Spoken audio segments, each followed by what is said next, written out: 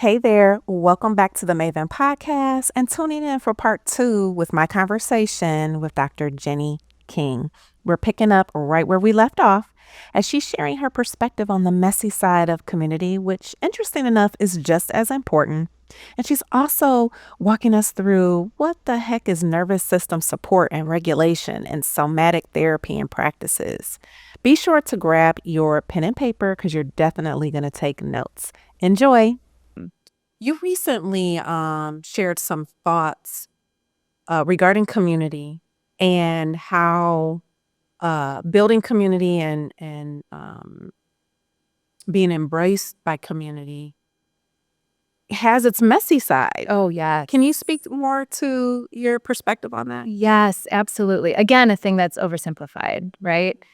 I think that true community is super messy. It's super complex. We are each of us bringing our whole complex, messy selves into community, right? And so that's a shit show, right? Yes. Because we're going to set one another off. We're going to be in conflict. There's going to be discomfort. Again, can we get curious about that discomfort? Can we practice disagreement without it leading to conflict? Can we figure out how to manage conflict? And I think it's also, for me, what I have just like been noticing and bumping up against in some of the different sort of spheres that I interact within is that community is really inconvenient a lot of times, right? It's like doing a lot of stuff you don't really want to do. Yes. Going out of your way to help somebody else, or, acknowledging everything that you have going on and still showing up And making time. and honoring your commitments and all those things. Like, I think, especially again in this past year with all of these different crises and collective trauma and tragedy and whatever, I kept hearing, like, we have to build community. We have to build community. And it just sounds a lot more simple than it actually is in practice. Yeah. That is very, very true. And I'm so glad that you've brought this perspective to light. And I think for some, it may be a hard pill to swallow, and I joke with my friends all the time because, I'm always coming across these Capricorn memes and it's just showing just how crazy we are. And I will send, especially if I get a good chuckle, I'll send the meme to my group of friends. But with it, I say, thank you for loving me. Oh, I love that. Thank you for loving me because I know.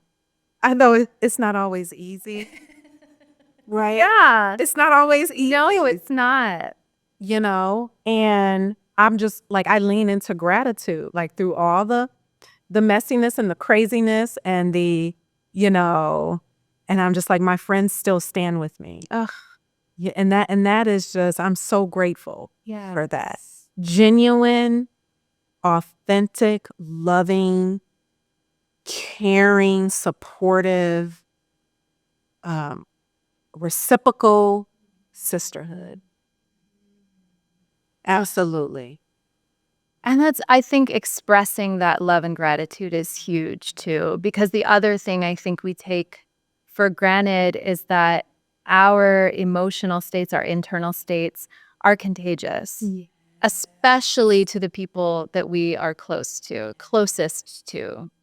And so in this moment, again, of widespread fear and trauma and, all of these different things we're facing, if every person you're interacting with is in that really kind of freaked out, frenzied, upset place, that spreads really easily. Yes. But so does expressing gratitude, offering care, letting somebody know when you're thinking of them in a positive way. You're sort of planting that seed for them, and then they can go on and water some other seeds themselves. And I also love like the random acts of kindness in that as well, because that kind of also helps to bring a little razzle dazzle to the normacy. Yeah. In a way, And so when an idea drops in your spirit, like, oh, I should say this or send this or do this, for that. Like lean into that, because that when it drops in your spirit in that capacity, it is just what that person needs right on time. Yes. Right on time. That's good. I was talking to my daughter, she's 4, recently. I don't remember where we were, but she really likes like colorful hair. So if we encounter somebody with blue hair, green hair, teal hair, whatever, I've noticed that she'll say to me that she loves that person's hair, and then she'll stop herself from thinking about saying it directly to that person. So we've been in practice of, like, if you have something kind that you want to offer somebody else, go for it. Go for it. Not in a way that gets in their space or, violates consent in any way. But if you appreciate something in somebody else, whether or not you know them, like, put that out there. Absolutely. And bless her 4-year-old heart. Because I can just imagine like the whole, like wanting to say that, but then all I heard was stranger danger. Yeah. Oh, yeah. I know. And I'm, go right up to She's probably like, but I love that you give her the assurance. Yes. That's okay. And we need more mothering and parental guidance in that manner. And modeling too for the link. So it's really Yes. great if they see us Correct. offering kindness, giving compliments, that sort of thing. I want to also, you said something very, very potently as it relates to when we were talking about community, that I want to share with the collective. My sisters, my friends, one of the beautiful questions that I learned to begin asking, especially when I am perhaps in an emotional upheaval, something's going on, first thing, I don't want to just pick up the phone and rattling off, right? Because I know that my friends, they have lives, they have schedules, they are in their own world and reality, right? And one of the most considerate questions that you can ask when you're phoning a friend is, hey, do you have capacity? Do you have capacity? And I found that has, I think that question, I don't know what percentage of the pie, but it's an important percentage. It is. Of the pie as it relates to friendship and sisterhood. Do you have capacity? And if they don't, thank you. I'll hit you up on another time. And then I phone another friend, or I reach into other tools and strategies that could help me in that. I love that. That's huge. That's huge. Because it also is a reminder again to each of us to be checking in with ourselves around, do I have space to hold this for somebody else right now? The other thing I think can be helpful when it comes to turning toward your people, unloading, venting, whatever, when you're on the receiving end of that, is to ask, what are you looking for here? Are you looking for solutions? Do you just want to be heard and validated? What can I offer you specifically? Because nothing's worse than I'm just trying to tell you about this terrible thing that happened and how frustrated I am. And you say, well, did you do ABC? Then it's like, your head flies off your neck. Exactly. And there was totally positive intentions, right? Like, you're trying to be helpful. That's just a mismatch for what I'm looking for. So I would just offer that on the other end of it. If you do have capacity and you're up for listening, get clear around how you can actually be helpful. Yes. And get comfortable speaking your truth. If you're phoning a friend and you just need a listening ear, because my friends, honey, they are solution-based, baby. Honey, it's like a channel. And I thank you for saying that, because I've advocated for myself in saying, asking that question, do you have capacity? I'm just looking for a listening ear. Beautiful. And as soon as they give me the go, it's party time. Yeah. Yes. It's party time. It's a free for me to express. Yes. Just express. This is what I got going on. This is how I'm feeling. Yes.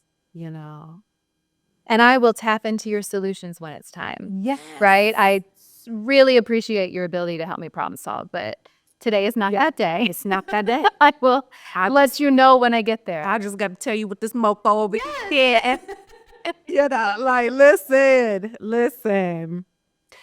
I would love to, this is a beautiful transition. I want to explore a few popular terms that are pretty prominent right now. Yes. The first, I'll just say the two that I want to explore is nervous system support and the world of somatic practices.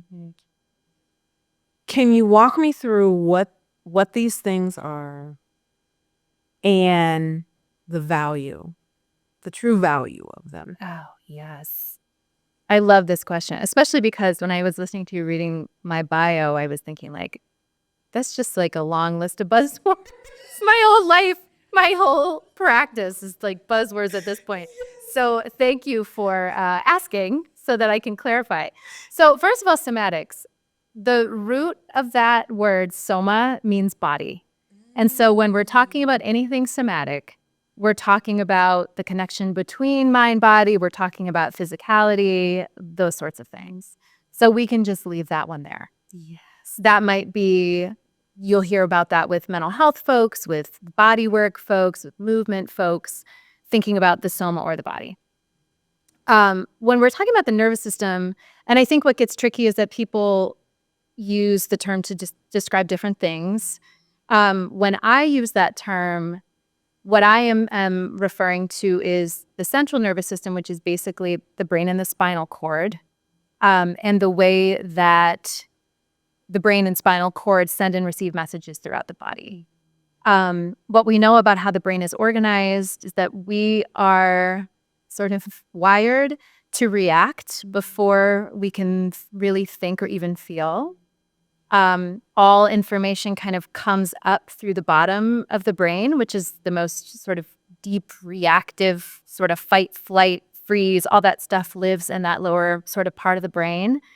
And so if information comes in that's deemed overwhelming or threatening or just creates some sort of imbalance in the body, that's when that stress alarm bell rings and then all those changes happen, right? Our digestive system starts to shut down, our vision narrows, our muscles get tight, whatever, in response to whatever the threat may be.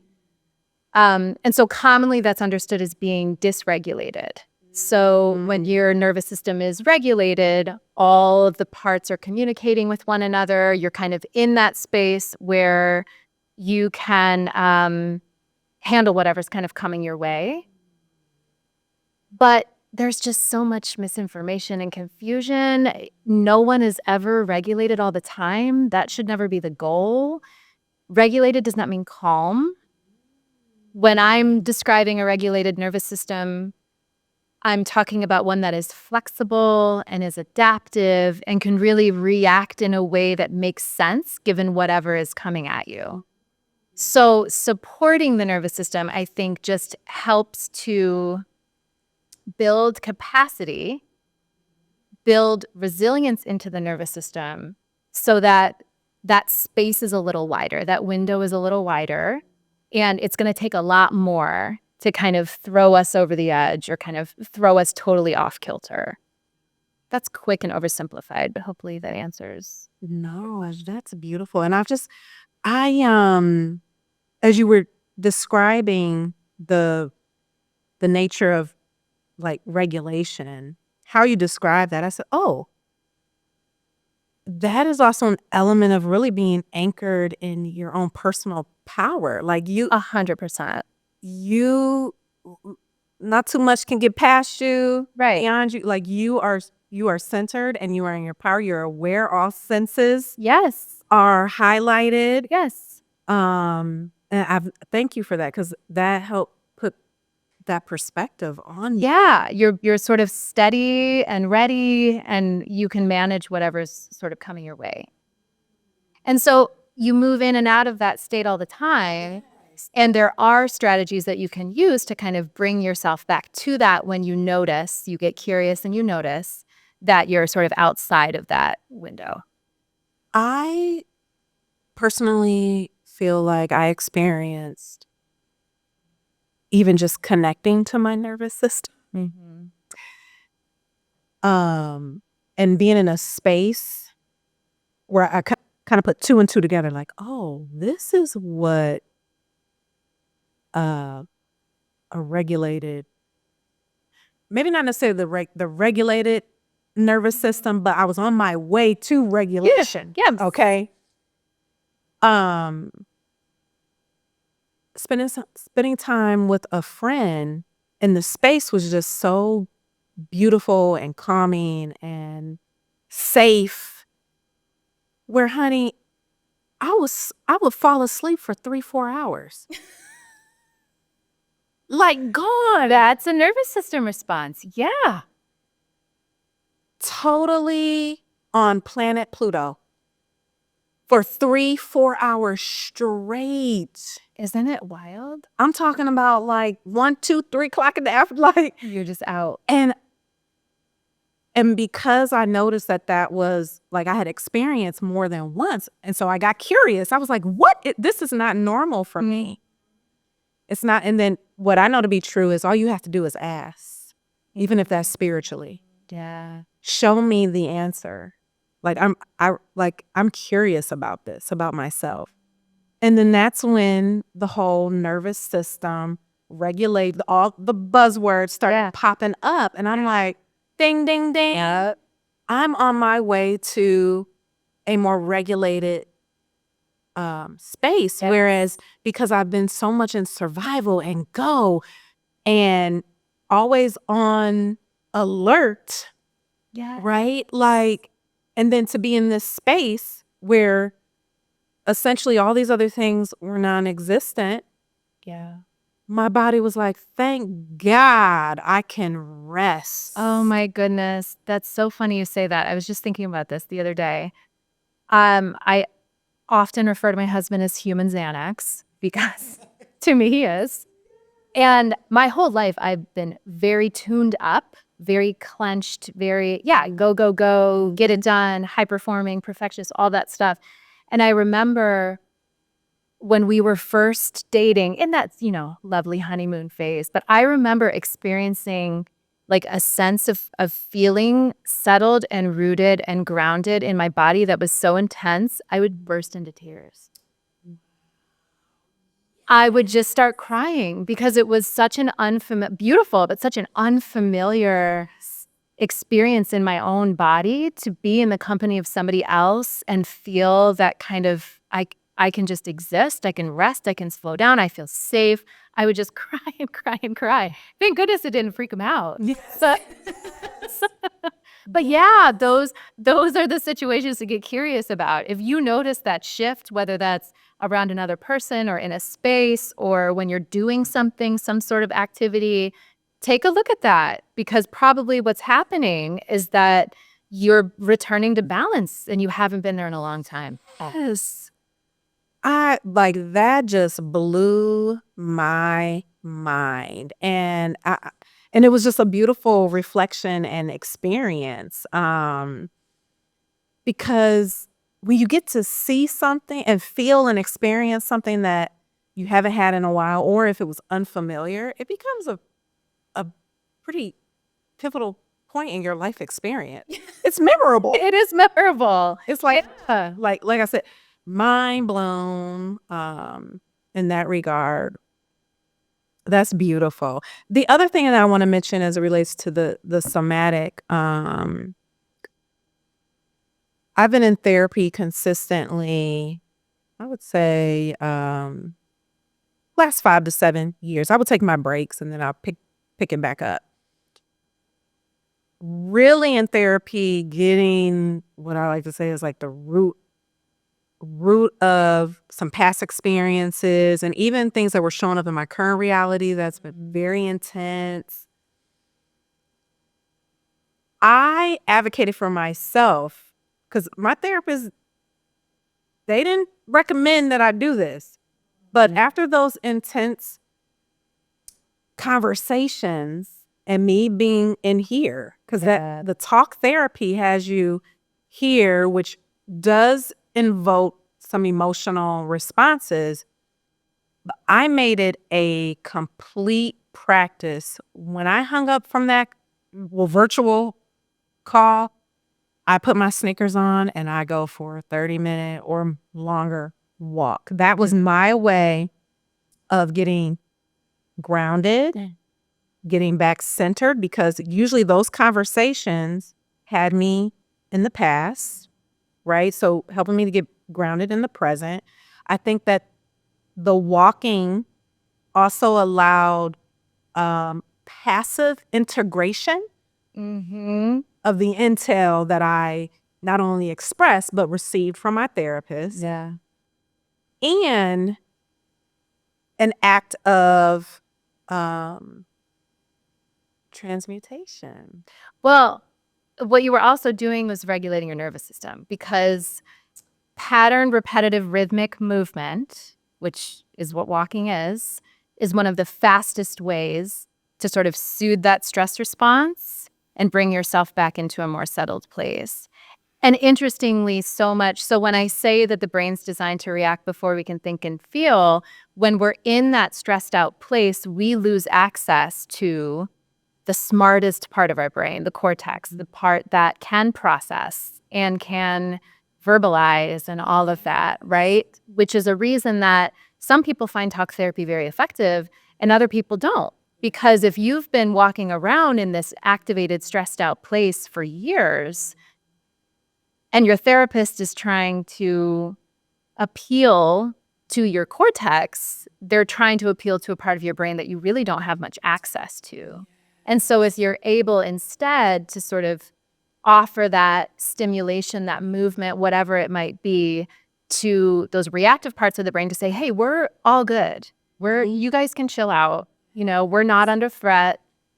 I can take it from here. Yes. Then you get back into that place where, okay, I can engage in talk work. Also, you're metabolizing. I think of that as like metabolizing what you have been taken in during your session. Yeah. Right? So it's like we have to move some of that stuff through us, and walking and any sort of repetitive rhythmic practice can be really helpful for that. It was one of the biggest supportive acts That's so for smart. myself. And I felt like it put me back in my body. Mm-hmm. Yeah. It put me back in my body. So that I didn't realize that was also my way of self-regulating. So that's amazing.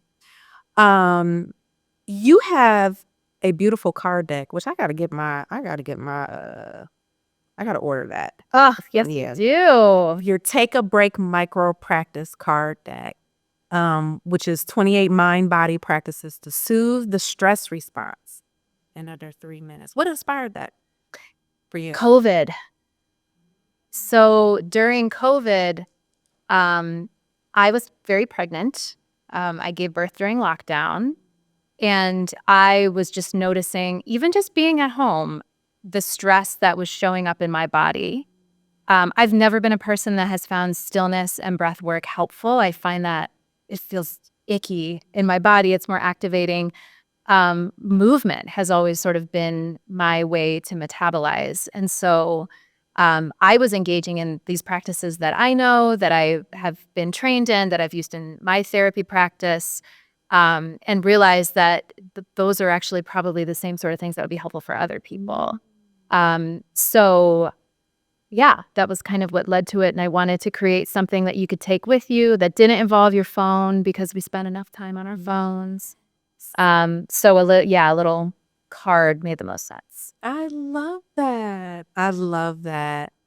And this is a beautiful transition as it relates. Is there a practice out of the deck or a somatic practice that you can walk me through right now? Sure, I would be happy to. Okay, I'm gonna look at me. Look at This is one of my favorites. So, as a caveat, I find this practice to feel settling. But again, our nervous systems speak different languages. And so you may have a very different experience. But this uses that pattern repetitive rhythmic activity. It also uses some bilateral stimulation. So folks who are maybe folks who are familiar with EMDR uses that sort of side-to-side stimulation. This is called butterfly tapping. It's one of my favorites. So I'm going to tell you how to do it, and then I'm going to stop talking because I relax very quickly, and then I can't really talk anymore. Okay. So if you want to try this, you're just going to cross your hands in front of you with your fingertips pointing up and bring your fingertips to rest just under your collarbone. You can cross your thumbs if that feels good. You don't have to. You can fan your fingers out if that feels good. Also, you can keep them closer together. Just kind of find a resting spot with your hands that feels good to start. All we are going to do without changing our breath in any way, we are just going to breathe, and we are going to alternate tapping with our left fingers and with our right fingers. So it will look like this. And you can experiment here with how quickly, with your pace, with the pressure that you're offering yourself. You can match it to your breathing. You cannot match it to your breathing. Just kind of play around a little bit until you find a rhythm that feels really nice.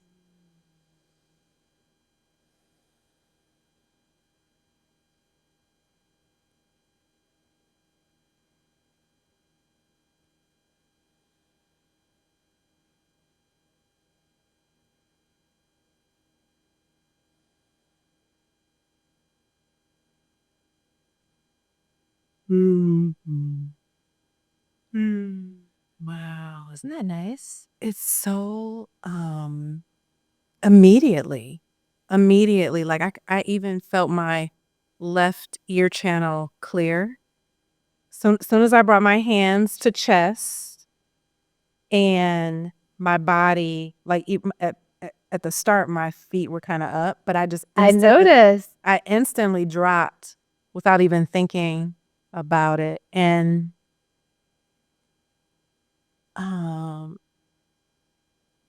I also just noticed how my right side was a little more like active, and my left side was just a little more like the tap was a little more subtle. And I was just like, oh wow, like just so interesting, and feeling present. Yeah, yes. Like I wasn't outside of just noticing and observing, my mind was nowhere else but in this moment. And that is absolutely a feature of the micropractice framework, that it forces you in a really gentle, loving way to pay attention to your present moment experience. And it kind of helps you tune other things out. And that was what? 60 seconds? Maybe, Yeah. I don't know. I wasn't keeping time. But it doesn't take long at all. We don't need, people think about self-care as being this time-consuming thing. It's like if you can do 1 minute, 2 minutes, 3 minutes every hour, you're totally recalibrating your nervous system. And I love the intimacy of it, because how often do we really just lay hands on ourselves, you know? I know my energy worker and healers out there, it's a bit more consistent with us, but outside of that skill, we don't just intimately lay hands on ourselves in that way. So even for me to feel the warmth from my chest was soothing and comforting. There are lots of those sort of self-touch, self-hold. One other real quick one that I'll just show. We don't have to do it, but I keep getting comments about this one.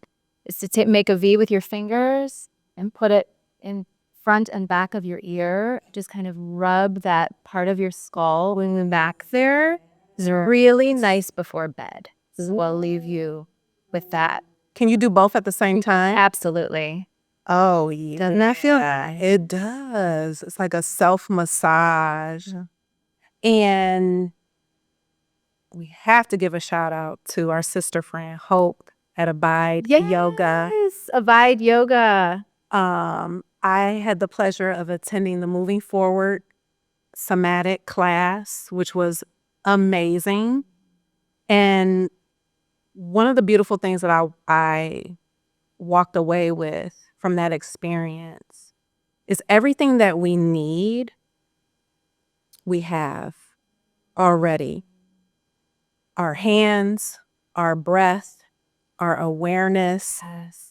Like at the end of the day, all the tools are helpful. Yes. But at any given moment, you're already equipped Exactly. with what you need to calm, center, ground, commune Yes. with self.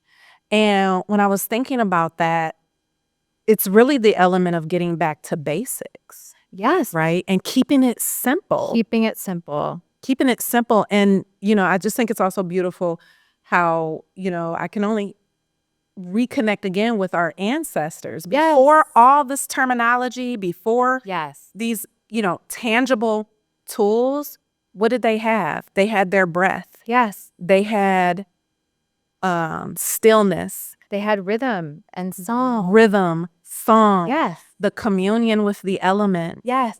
Right? And so whenever, and I'm speaking to my folks who tend to get a little deep in the details and the excess of things, just get back to basics. Think about what your great-grandmother would have done or your great-great-great-grandfather would have done. What resources, natural resources, that they weave in to bring a sense of centeredness, groundedness, peace, and calm. I think about the grandmothers and grandfathers who would just sit on the porch in silence and just be listening to bird song, feeling the warmth of the sun. In a rocking chair. In a rocking chair. Yeah. Yes, they had community. Yes. Get back to basics with community. Yes. They had their body going for a walk. Our ancestors used to walk with the big sticks. Oh, yes. Right?